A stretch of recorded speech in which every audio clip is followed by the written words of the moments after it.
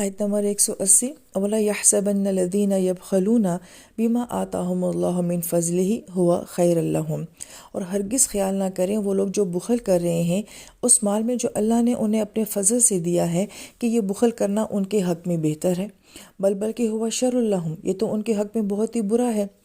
اس آیت مبارکہ کو سمجھنے سے پہلے ایک اہم بات کا سمجھنا کہ جب صحابہ کرام کلمہ پڑھتے تھے تو وہ اسلام کو قبول نہیں کرتے تھے بلکہ ایمان کو قبول کرتے تھے، کیونکہ بہت سارے اسلامی احکام تو اس وقت آئے بھی نہیں تھے۔ لہٰذا ہم یہ دیکھتے ہیں کہ صدقہ پہلے آیا ہے، زکوٰۃ کا ذکر بعد میں ہوا ہے، تہجد کی نماز پہلے آئی ہے، فرض نماز کا تذکرہ بعد میں ہوا ہے۔ لہٰذا صحابہ کرام کا ایمان لانا اور جن حالات میں وہ لوگ ایمان لے کر آئے اور جیسے اللہ تعالیٰ کی طرف سے کوئی حکم ان کو ملتا تھا تو اس کی نوعیت بہت مختلف ہے بنسبت اس کے کہ ہم اس کو اپنے اوپر رکھ کر دیکھیں۔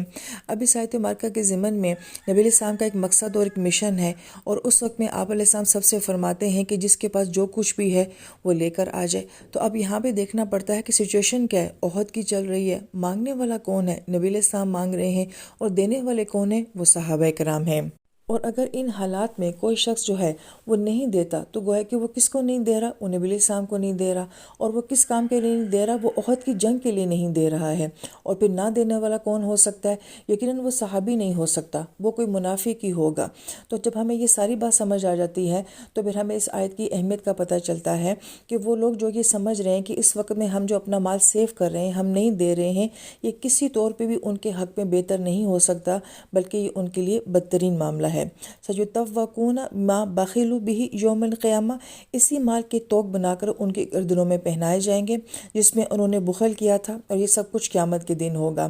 اور یہاں پہ توق کا لفظ، کیونکہ توق جو ہے وہ گلے میں ڈالا جاتا ہے، اس زمانے میں جو قیدی بنائے جاتے تھے ان کے گلوں میں بھی رسیاں ڈالی جاتی تھیں، تو یہاں پہ ایک امیج بیان کیا جا رہا ہے، تخیل، کہ یہی مال جو ہے وہ سانپ بنا کر ان کی گردنوں میں لپیٹ دیا جائے گا۔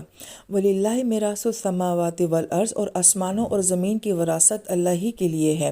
اب یہاں پہ بڑی غور طلب بات یہ ہے کہ پہلے آسمان کی وراثت کی بات کی گئی ہے، پھر اس کے بعد زمین کی وراثت کی بات کی گئی ہے۔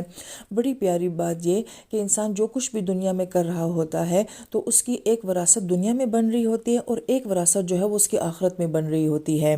تو ایک وراثت تو ایسی ہے جو کہ ہمارے سامنے ہے، ہمارے بہت قریب ہے، مگر ایک وراثت بہت دور آسمانوں میں ہمارے لیے تیار ہو رہی ہے۔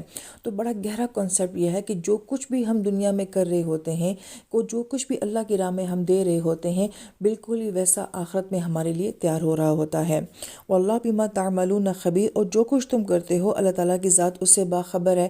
تو کہیں عمل کے ساتھ علم کی صفت آتی ہے اور کہیں خبر کی صفت آتی ہے۔ ان دونوں میں فرق کیا ہے کہ علم ہوتا ہے کسی بات کا جاننا، جیسے کہ کوئی شخص ڈاکٹر بن جاتا ہے اور کوئی لاء پڑھ لیتا ہے تو گویا کہ اس نے علم تو حاصل کر لیا، مگر تب تک وہ پریکٹیکل ڈاکٹر نہیں بن سکتا جب تک کہ وہ پریکٹس نہیں کرے گا۔ وکیل بھی جب تک پریکٹس نہیں کرے گا۔ تو گویا کہ علم کا تعلق جو ہوتا ہے وہ اعمال کے جاننے کے ساتھ ہوتا ہے کہ کوئی عمل جو ہے وہ کس کیفیت، کس گہرائی کے ساتھ، کس سوچ، کس نیت کے ساتھ کیا گیا ہے، جبکہ خبر کا تعلق جو ہوتا ہے وہ پریکٹس کے ساتھ ہوتا ہے کہ یہ کس معیار پہ، کس کوالٹی پہ اور کس ایفرٹ کے ساتھ جو ہے وہ کیا گیا ہے۔ تو کہیں اللہ تعالیٰ اپنی صفت علم کو لے کر آتے ہیں اور کہیں اللہ تعالیٰ اپنی صفت خبیر کو لے کر آتے ہیں۔ اب اس آیت مبارکہ میں کون کیسا خرچ کر رہا ہے، کس نیت سے کر رہا ہے، کتنا کر رہا ہے، کس سچویشن میں کر رہا ہے، اللہ تعالیٰ ان سب سے باخبر ہیں۔